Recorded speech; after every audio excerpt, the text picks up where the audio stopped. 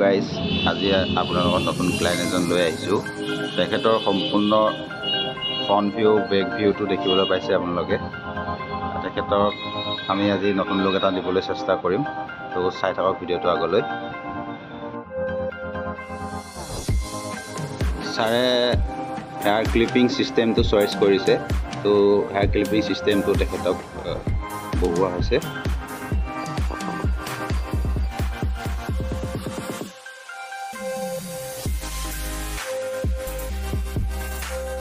Hair clipping ছিষ্টেমটো পেষ্টিংটো বহাই দিয়া হৈ গ'ল, চাব পাৰে আপোনালোকে। সম্পূৰ্ণৰূপে পেষ্টিংটো বহাই দিয়া গৈছে।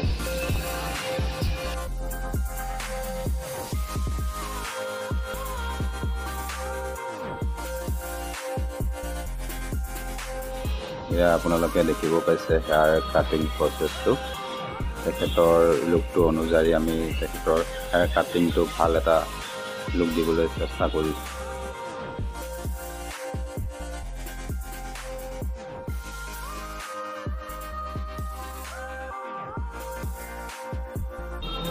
তো ফাইনেলি ছাৰৰ ফাইনেল লুকটো আহি গৈছে।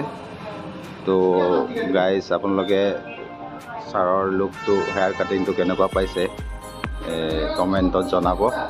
আৰু কাৰোবাৰ সমস্যা, চুলি সৰা সমস্যাত আছে যদি তেখেতসকলে আমাৰ স্ক্ৰীণত দেখি থকা নম্বৰটোত কল কৰি জনাব।